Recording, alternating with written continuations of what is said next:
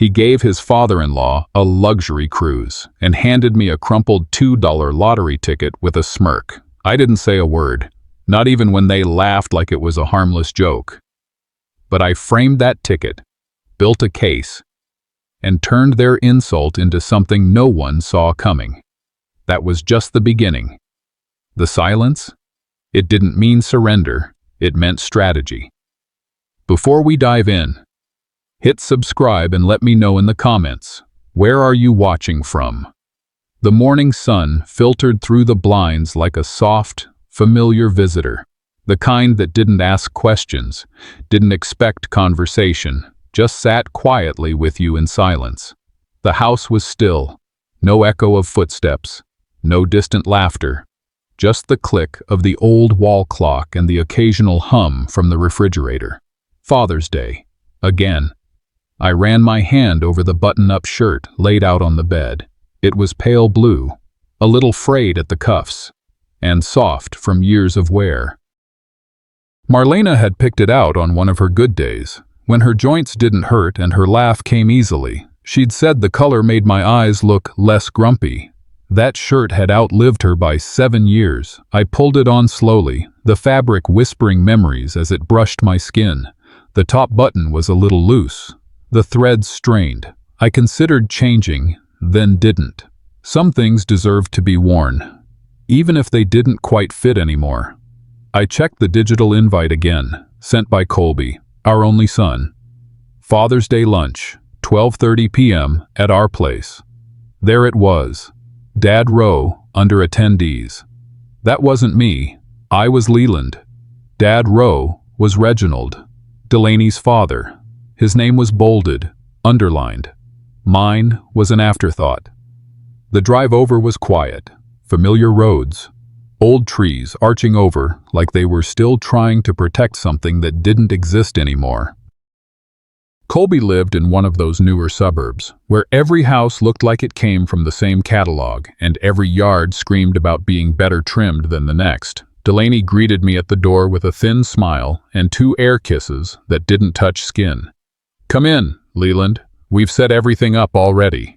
The dining room was pristine, long table, symmetrical place settings, ivory napkins folded like swans. Reginald sat near the head, already chatting with Delaney's uncle about wine pairings. I was guided, politely, of course, to the far end. "Let's do gifts," Delaney announced brightly as we settled in. She pulled out a glossy box with gold trimming.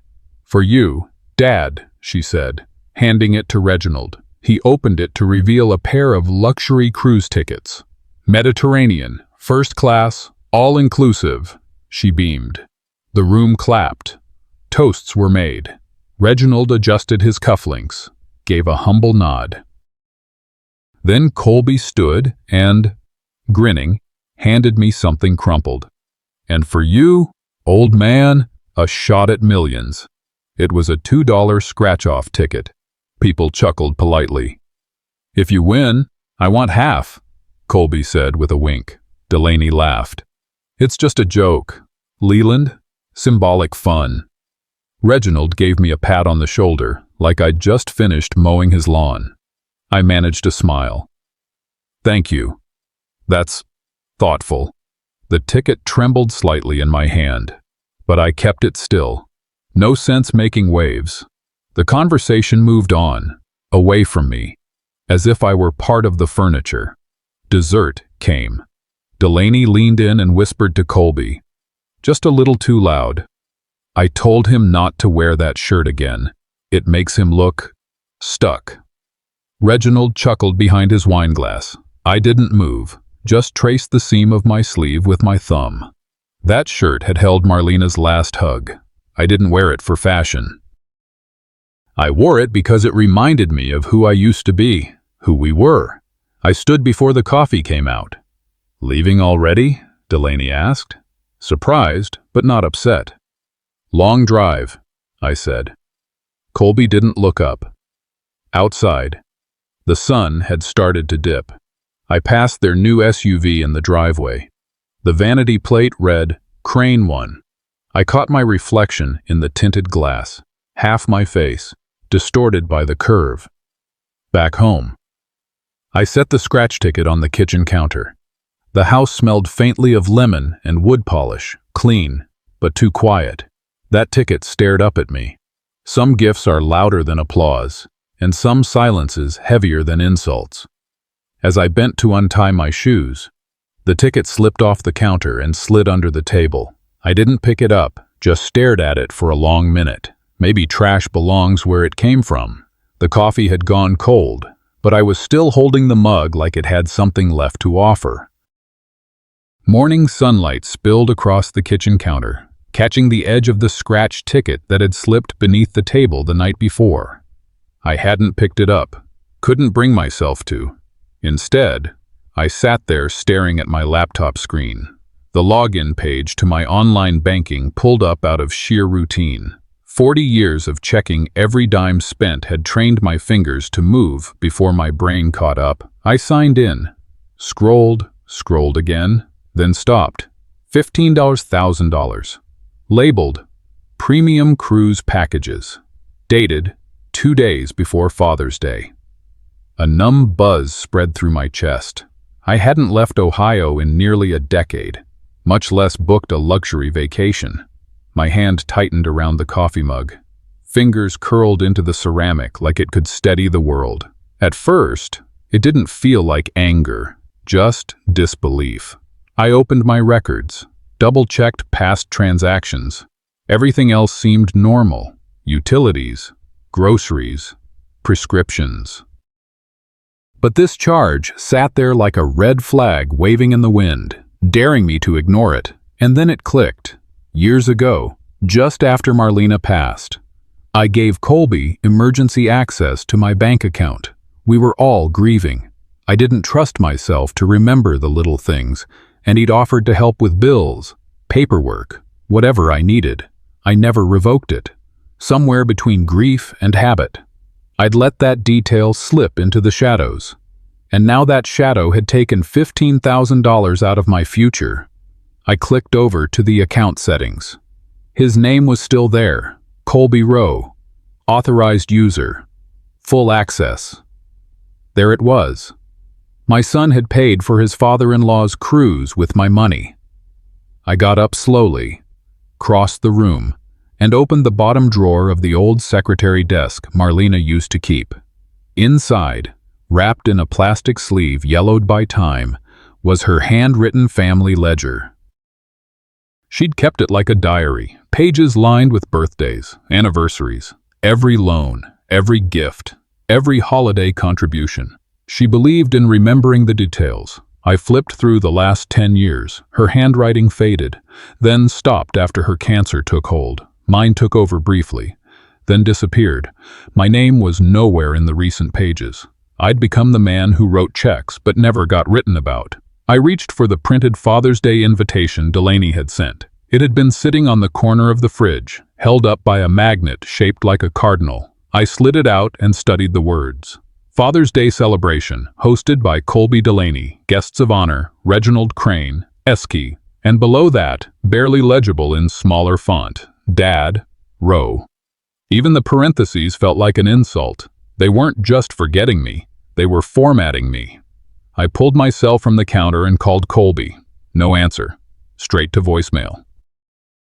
I took a breath and left a message. Son, I saw the charge. Call me back when you can. I just need to understand. I hung up, waited. Hours passed. Just after noon, my phone buzzed with a text. Don't worry, Dad. We just wanted Reg to feel special. Talk soon. That was worse than silence. I read it 3 times. Each word chipped away at something I hadn't realized was still fragile. We just wanted Reg to feel special. And I was what? Background furniture? I didn't respond. Instead, I printed the bank statement showing the $15,000 charge. Then the invite. Then I pulled a fresh manila folder from the filing cabinet and wrote in bold, black ink, Records, June. I placed the printouts inside and set the folder next to the lottery ticket still lying under the table. This wasn't paranoia. This was preparation. If they wanted to treat me like a bank, maybe I should start acting like one. I stood at the kitchen window, hands clasped behind my back, staring out at the neatly trimmed lawn across the street. The ticket glinted faintly under the edge of the table, catching a sliver of light.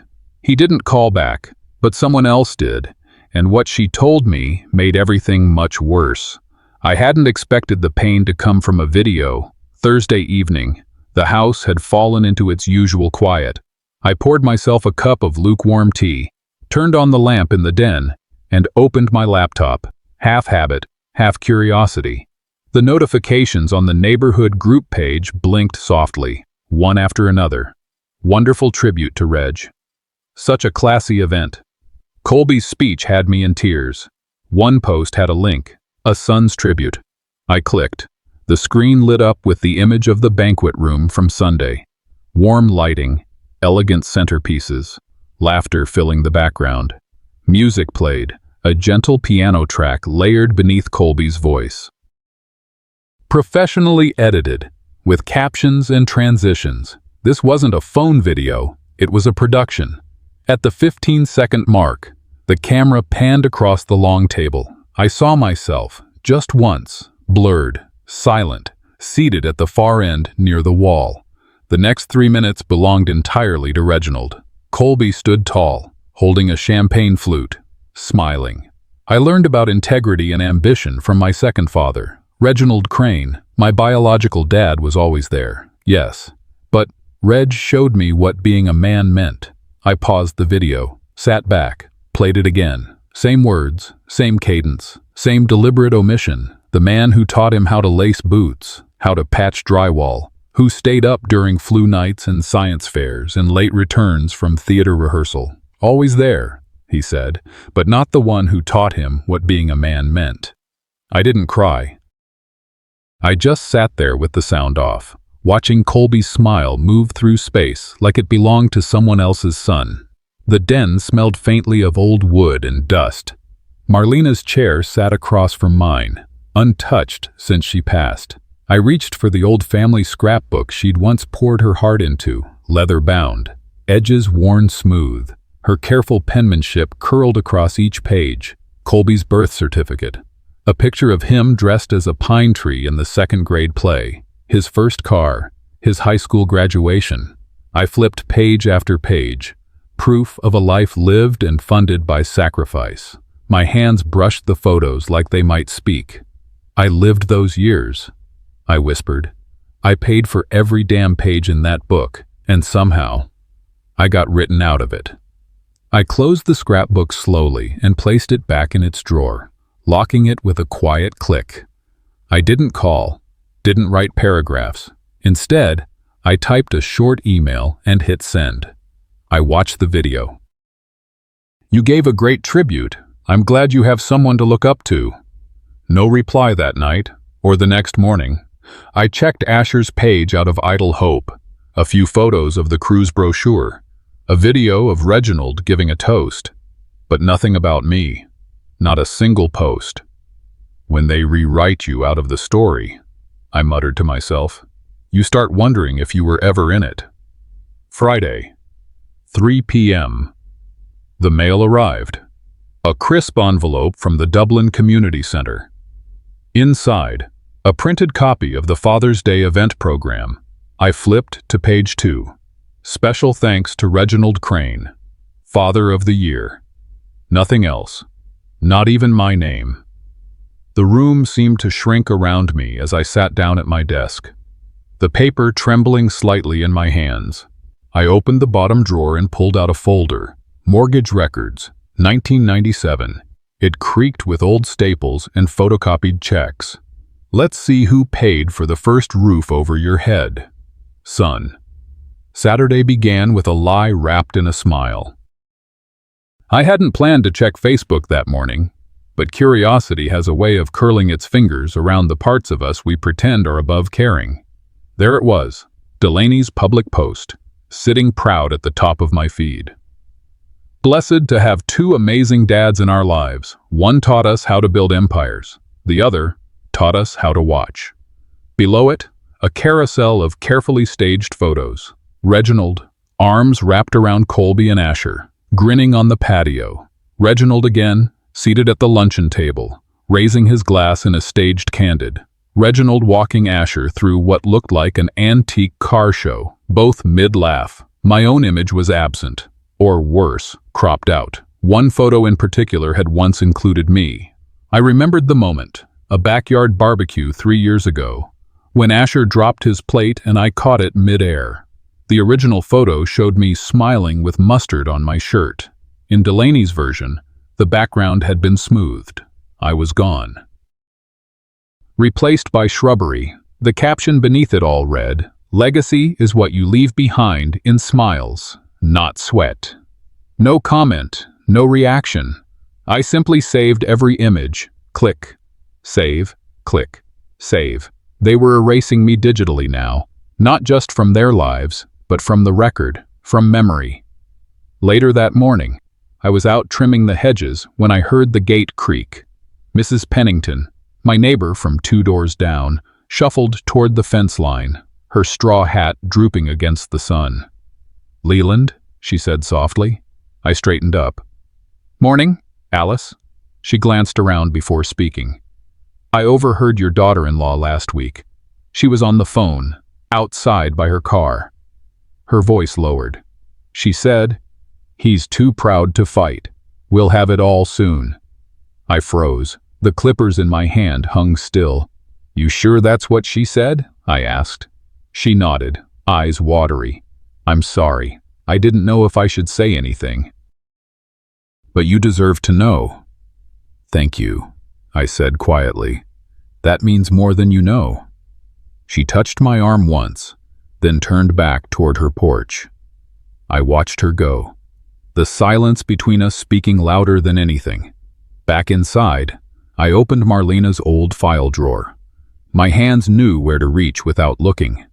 I grabbed a new envelope and labeled it Evidence. Every screenshot from Delaney's post went in. Every bank printout, every email, every page that chipped away at who I used to be. "They thought I was too old to remember," I muttered. "But I remember what proof looks like." Then I picked up the phone and dialed. "Good morning. You've reached Emerson Finch Law Offices. If you know your party's extension, beep. This is Leland Rowe. I'd like to update a few documents. Call me back, please." That evening, the local news replayed clips from the Father's Day luncheon, the community segment.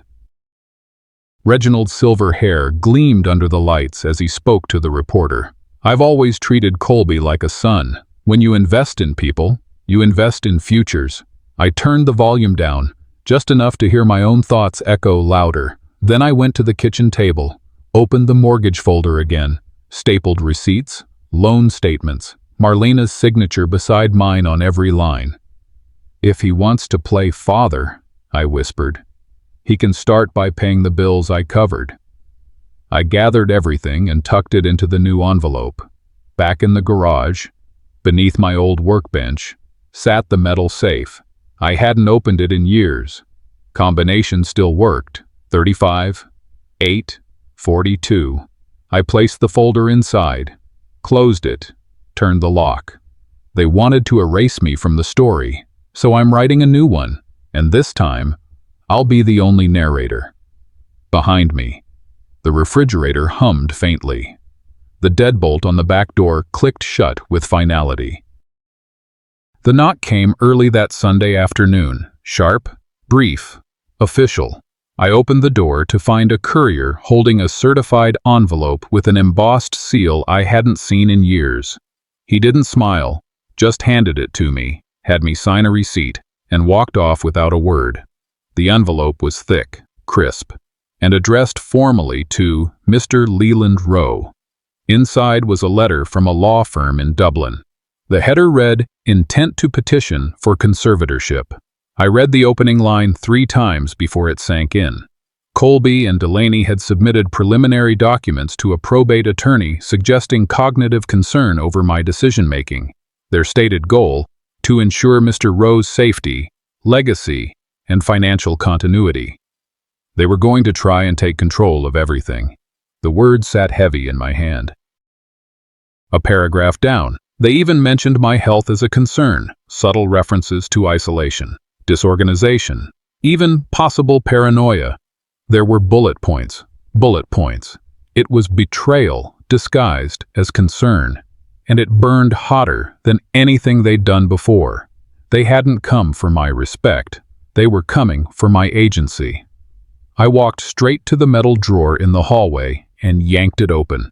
Found the manila folder where I kept all property documents. I hadn't touched it in months, but now it might as well have been a grenade.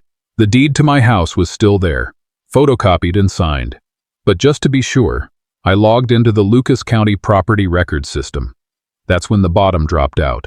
The system showed the house had been transferred from my name to a Rowe family trust 22 months ago, filed electronically. I remembered the day. Colby had come over, said he could refinance the place, help lower my monthly bills.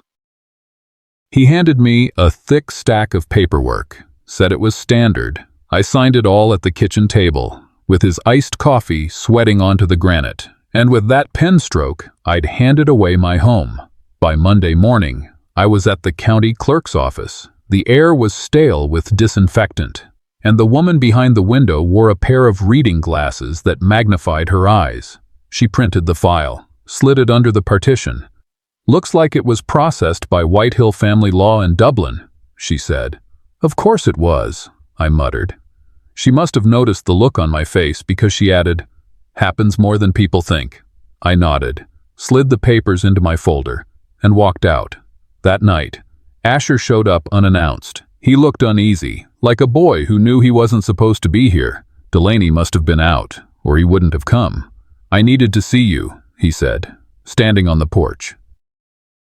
We sat in the same chairs Marlena and I once watched summer storms from. He twisted the edge of his hoodie sleeve between his fingers.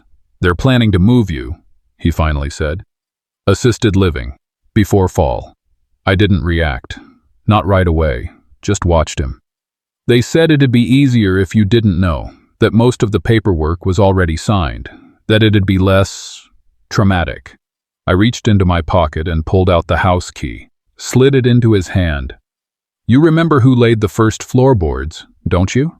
He nodded, eyes red but dry. "You did. Don't forget that." After he left, I pulled out every file I had, the cruise transaction, the signed mortgage forms, the screenshots, the invite, the photos, the legal letter. I laid them all out on the kitchen table like a general arranging battle plans. Then I picked up the phone. "Kavanaugh Law," the receptionist answered. "This is Leland Rowe. I need to speak with Merrick." "It's urgent. He's not in until Tuesday. Leave a message. Tell him it's time. They're trying to take the house, and they want my mind along with it." Before I hung up, I opened a new folder, labeled it Counterclaim. They wanted a quiet old man. They were about to hear what quiet sounds like when it finally speaks. The envelope came with another knock, curt, impersonal, and final. No smile, no words beyond. "Please sign here." This time, the seal wasn't from a law firm. It was from the Lucas County Probate Court. I laid it on the kitchen table, beside a utility bill I hadn't bothered to open.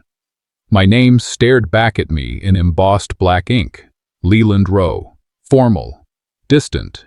Like I was being addressed by a stranger. Inside was a petition. Colby and Delaney had filed for full conservatorship, legal control over my finances, my medical decisions, my life. Their supporting documents included an evaluation from a doctor I'd never met. Said I showed signs of cognitive decline, that I was isolated, disorganized, possibly paranoid. I set the papers down calmly, then I walked to the hallway, opened the drawer, and pulled out a pen. Slowly, deliberately. I underlined one phrase on the cover page. "For your protection." That was their angle now. Protect me from myself. The house was quiet. Too quiet. I walked through the living room and stopped at the shelf Marlena had once arranged with photos from every stage of our life. Our wedding, Colby's kindergarten smile, me in uniform, holding him on the front porch, my arm steady beneath his wobbly legs. The photo of me in uniform was gone. I searched until I found it in a drawer by the basement steps. The frame was cracked. The photo, curled and faded. They hadn't just taken my present, they were burying my past. You don't just erase someone by stealing their money. You erase them by hiding their proof. That night, I called Merrick Kavanaugh. His assistant answered. "He's in court until Tuesday." "Leave a message," I said. "Tell him Leland Rowe's ready." They filed. "It's real now." I paused, then added, "And tell him we'll be filing too." The next morning, I sat at the kitchen table and wrote a letter by hand. Not a legal document, not angry, just a declaration. My name is Leland Rowe. I built this home. I buried a wife. I raised a son. I've been called forgettable, senile, replaceable. This is my answer. I folded the letter, slid it into a clean folder, and placed it in the safe, next to the same lottery ticket still gathering dust, still unscratched. Then the phone rang. Unknown number. I almost didn't answer. "Mr. Rowe?" The voice was low, gravelly. "This is Pastor Emery Blaine. I was at the Father's Day luncheon. I saw what happened, and I think you need someone who's willing to speak the truth." For a moment, I said nothing. Just closed my eyes and exhaled. I wasn't alone. Let them prepare their papers. I'd started preparing my witnesses, and just like that, I knew. If they wanted to fight this publicly, so would I. But on my terms. The first text came at 6:42 a.m. I hadn't even made coffee yet. "Just saw Delaney's post. Are you okay?" Then 3 more. "Didn't know you were going through something like that. Prayers for your family. Saw the video. Rough stuff." I stared at the screen in silence. Nothing was broken, but something cracked inside anyway. I opened Facebook. There she was. Delaney, teary-eyed, with a soft focus filter and a caption that stretched longer than some short stories. "It breaks my heart to see my father-in-law fading so fast. We're doing everything we can to protect him from manipulation, especially by those trying to exploit his confusion. Please keep our family in your thoughts." The comments were a parade of sympathy. "You're so strong, Delaney. Family comes first. He's lucky to have you." I wasn't tagged, I wasn't named, but I didn't need to be. They had started the war online. Later that morning, I walked to the corner store for a quart of milk and a pack of batteries. The cashier, Rick, who used to chat with me about baseball, barely looked up. His smile was tight, distant. A woman behind me leaned in just enough for the words to land like bricks. "That's the guy whose kids are suing him."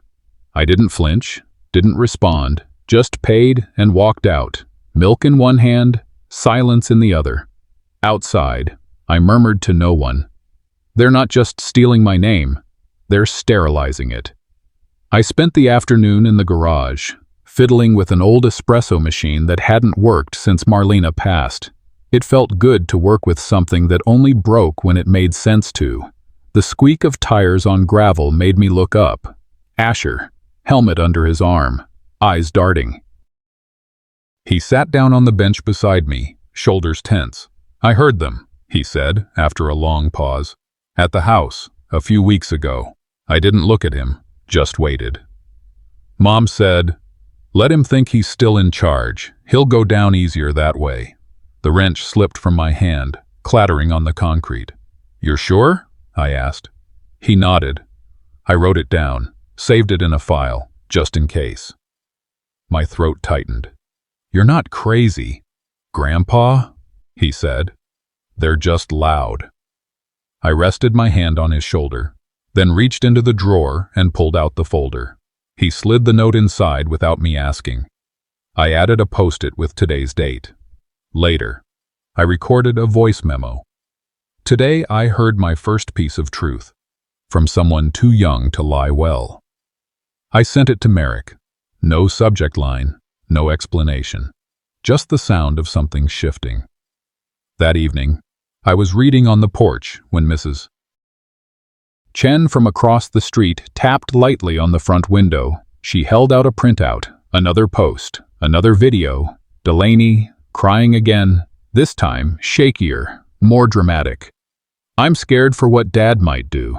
He's not who he used to be. We just want what's best for him. 10,000 views and climbing. Mrs. Chen handed me the paper. I remember, she said softly.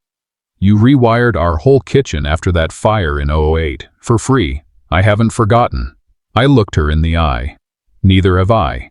As she turned to leave, I folded the paper and placed it beside the safe inside. Let them speak online. I was building my voice offline. And just when I thought the worst was public opinion, the law knocked again, this time louder. The call came just after 10 a.m. on Thursday. This is Janet Chen from the Ohio State Lottery Commission, the voice said. Mr. Rowe, I'm pleased to inform you we've completed our verification process. Your ticket is valid. Congratulations on your $90 million Powerball win. I let the words settle.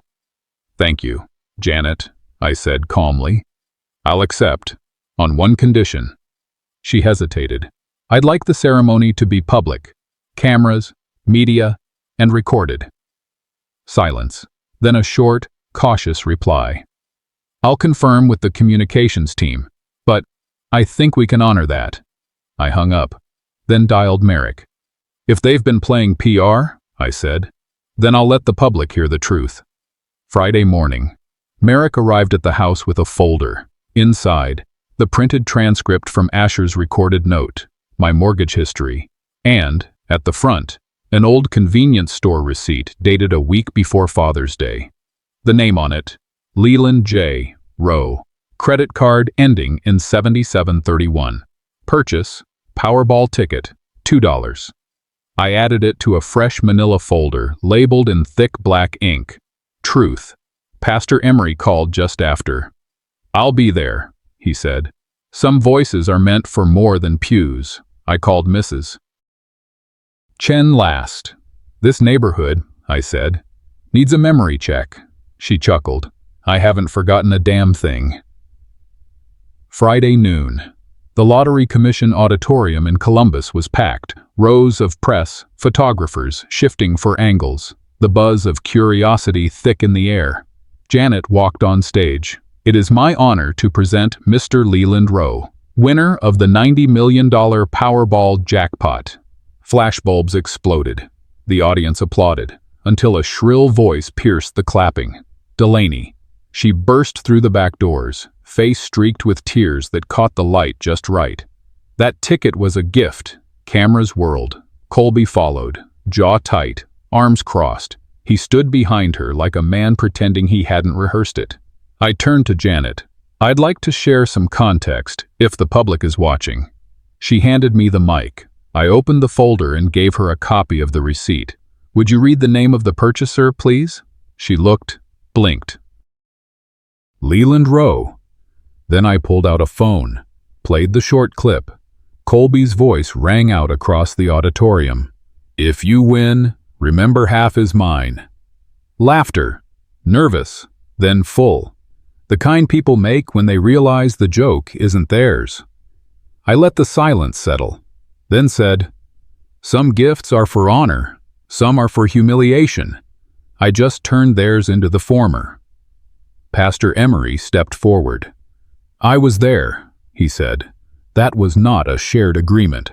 That was mockery. Colby froze. Delaney reached for his arm, but he pulled back.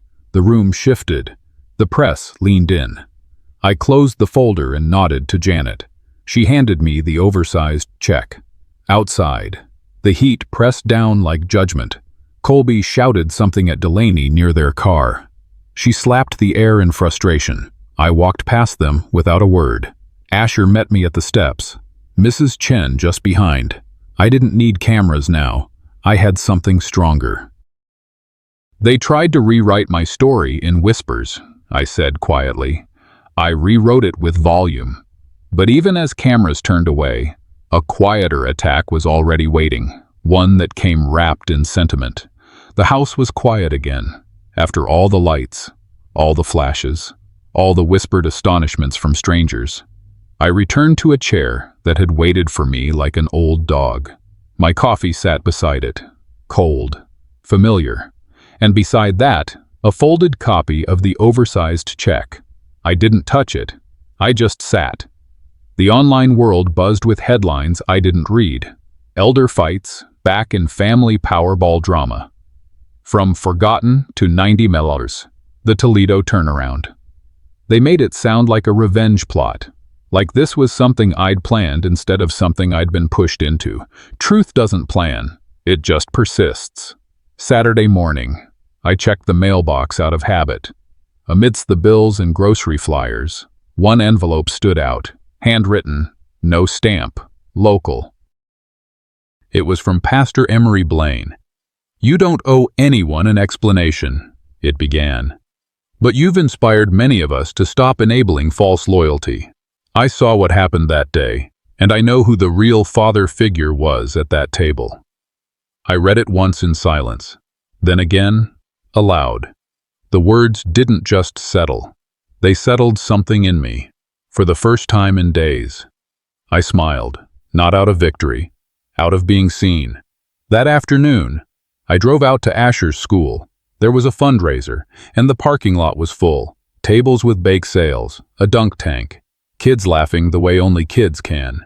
Near the entrance stood a sleek plaque, Major Benefactors 2024.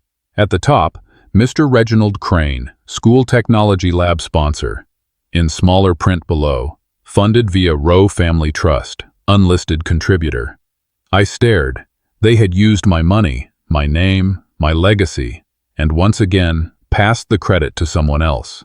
I didn't speak, just let the heat rise behind my eyes. Asher appeared beside me, saw where I was looking. He leaned in. "I'll fix it," he whispered. "No," I said, voice calm. "Just remember who paid." That night, I sat at the kitchen table and opened one last folder. On the tab, I wrote, "Legacy, truthful." Inside, I placed Pastor Blaine's handwritten letter, the receipt from the lottery ticket, a notarized donation acknowledgement, and a trust document Merrick had just drafted, naming Asher as sole inheritor. I looked at it all and said quietly, "I don't want revenge, I want accurate memory." Sunday morning brought a message from a local reporter. "Would you be open to sharing the real story, on your terms?" I let the message sit in my inbox. That evening, as the sun dipped behind the rooftops, I sat back down and wrote the first line by hand. Once upon a time, I was told I'd be remembered as a footnote. This is my version. I turned off the lamp, not in bitterness, in clarity. And then, they came back, not with another lawsuit, but something wrapped in silk and signed, "Love your children." It was there before dawn broke, small, white, wrapped with a gold ribbon. No return address, just waiting on the porch like an unspoken apology. I brought it inside and placed it on the kitchen table. Took a breath before untying the ribbon. Inside, a velvet-lined envelope, and a card with handwriting I recognized but didn't trust. "You're still our father. Let's talk soon. CD." The envelope held a legal offer, mediation instead of further court action, a proposal to co-manage legacy funds, presented like a compromise, like a handshake hiding a closed fist. I stared at the signature. It looped in a flourish so wide, it blurred the name. I set it aside without reading further. Later that morning, I buttoned the sleeves of the same shirt Marlena had sewn a patch onto, and drove to the youth center. The plaque had just been mounted, Rowe Family Resilience Grant, in memory of Marlena Rowe, a mother who saw potential in everyone. No mention of Colby, no mention of Delaney, certainly not Reginald, just Marlena, just truth. Asher stood beside me, his hands stuffed into his jacket pockets. Pastor Blaine gave me a quiet hug. A few community members nodded, brief, solemn, knowing. The kind of respect that doesn't need an audience. I felt something settle in my chest. Not pride, not closure, just placement. That evening, Asher lingered after dinner. The dishes were washed, the house dim, the silence thick. He leaned forward, voice low. "Will you ever forgive them?" I looked at him, my grandson, the one who chose to see me when others chose not to. I didn't answer immediately. "That depends," I finally said, "on whether they ever saw me or only the money behind me." He nodded, a quiet wrestle happening behind his eyes. He was still young enough to believe bridges were always meant to be rebuilt. Monday morning brought a cold wind and a new town. I walked downtown, past faces that now paused when they saw me. Some nodded with stiff respect, others looked away entirely. At Mr. Chen's corner shop, he slid me a folded newspaper. Colby Rose Investment Firm under ethics review. I didn't say a word, just tucked it under my arm and walked out. That afternoon, I opened a drawer I hadn't touched in years, the label, letters I never sent. I pulled out the one titled, "To Colby, when you were still mine." The handwriting was mine, shaky in places, solid in others. I began reading it aloud, got halfway through, then I stopped. I held the letter over the fireplace and whispered, "The time for silence is over. But not all truths need telling." The flames took it quietly. Some debts aren't meant to be collected, just understood. And then, I got the call that made me rewrite my will. So the knock was gentle, like someone unsure if they should be knocking at all. I opened the door to see Dolores Harlow, widow of my old friend Richard, holding a manila envelope clutched like something she'd nearly talked herself out of bringing. "I've kept this long enough," she said. She handed it over, nodded once, and turned without waiting for coffee or conversation. Inside was a letter. Faded ink. Familiar handwriting. The name on the top. Marlena Rowe. It was addressed to Dolores. Dated nearly 16 years ago. She never sent it. Sometimes I think Leland's greatest gift is that he never needs credit. But maybe he deserved it all along. He fixed the roof twice in one winter, even with his back spasms. Never complained, never asked for thanks. I worry the kids only see what he doesn't say, not what he's always doing. If I leave before him, I hope someone reminds him he was always the center, even when he thought he was just the walls. I read it twice, then a third time. "You always saw it," I whispered. I folded the letter gently and slid it into the family photo album, next to our wedding picture, tucked behind a younger Colby holding a balloon and a slice of cake.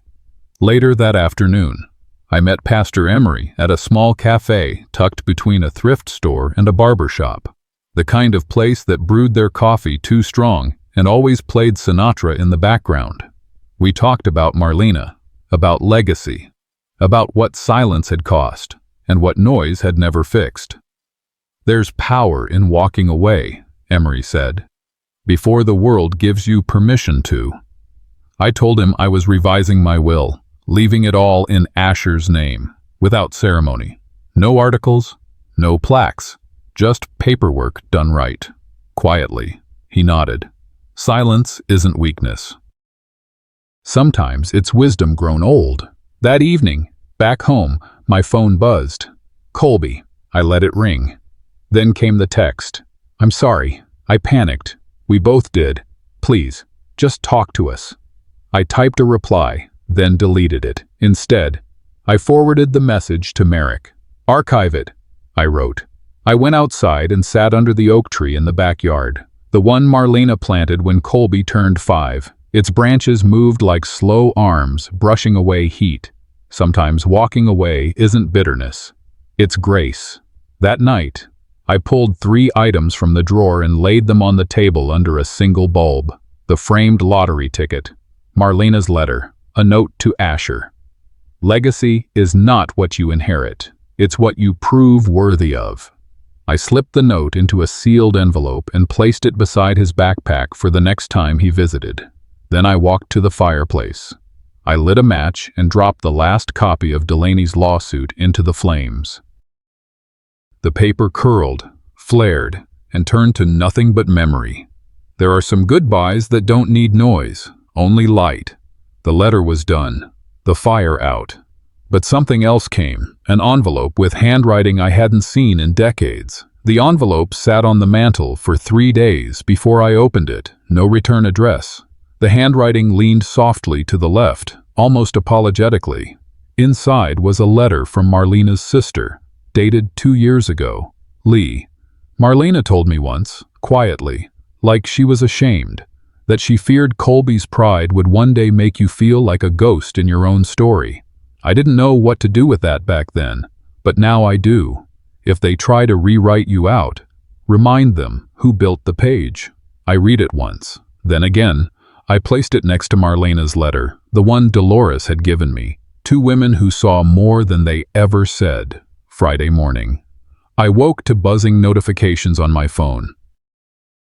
I never turned those things off completely. Some part of me still wanted to know when the world blinked.